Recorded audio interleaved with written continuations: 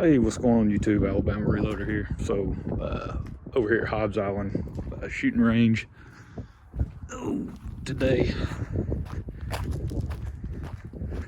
and we just went cold, testing out the 139 grain Lapua open tip match load that I have worked up in the Savage 110 Tactical and 6.5 Creedmoor.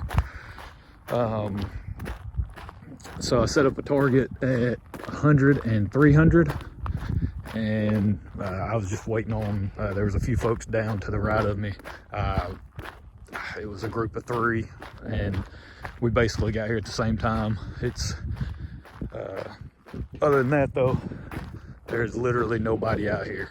I pulled in right behind them, and so what I wanted to do today was basically do some 3-shot groups. So pretty much the sequence was a 3-shot group at 100, dial the scope up 1.2 mils, 3-shot group at 300, and then dial it back to 0 and a 3-shot group. So I'll go ahead and show you how the 100-yard target looks. So that's 6 shots. So that's me, 3-shot group, dial the scope up 1.2 mils.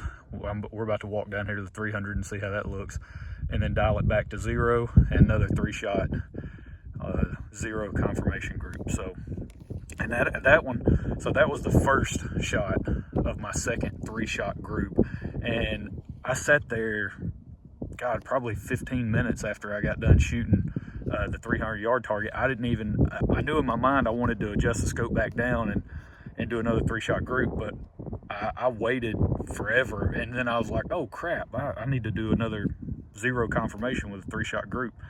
And that was the first one of the second 3-shot group. And so I don't know if the bore was just pretty cold, and that's the reason why that one dropped low, but you can see not too bad there for 6 shots. So yeah, the other folks are getting all packed up, so they shoot competitively. I didn't talk to them, but they were down there talking about a match they're going to shoot in the morning or tomorrow. So they had their lab radar chronograph and had their high speed, low drag comp rifles that they were just validating some loads before they go shoot over the weekend. So I didn't really want to do too much chit chat today, so didn't really talk to them, just overheard their conversations. But so y'all saw the 6-shot group at 100. I'm hoping the 300-yard 3-shot group is decent based on that 100-yard result. You know, that looks pretty good, but I haven't tested groups at distance with this particular load. This is one of those loads, if you'll go back and watch some of my 6.5 Creedmoor, some of my latest 6.5 Creedmoor videos, where we're testing N555. I believe this is with 43 grains of Vitavori N555. I don't even know the velocity on this. I haven't even run it across a chronograph yet. I was just guessing on the scope adjustments on that Cabela's scope, based on some of my other 6.5 Creedmoor load data or velocity data for some of the other bullets that I've tested. So I just kind of dialed it up 1.2 and then put a 3-shot group on this target. And I wanted to shoot on paper target. I know people like shoot steel at distance, but if I'm really trying to measure groups, I just prefer paper. That's just me. So, all right. A little bit of a walk down here, not too bad. It's freaking freezing today though. It's like 40 degrees. So there we have it. That's 3 shots. 3 shots at 300. So definitely, you know, not as tight as you'd like to see. It's not a competition rifle, but we'd ideally like to be able to squeeze that in a little bit. So not too bad. Not too bad at all. But all right, so there you go. We'll get back. I wanted to walk down here just to check the targets, but I'll drive back down to yeah, I ain't gonna tote these targets all the way back. I got sandbags sitting on them, so I'll just drive back down here to grab them. Might as well get a little exercise in while we're out here. So yeah, the 3 shots at 300 could have been better. Not too bad. The 100-yard groups are just phenomenal. Part of that, I would imagine, part of the group spread at 300. Again, since I haven't run these over a chronograph, you know, I don't even know what our velocity numbers are. I don't know what our standard deviations are. So I mean, you know, that could be wreaking havoc on the load at distance. I don't know, because I haven't run it. So this is one of those where I just kind of picked.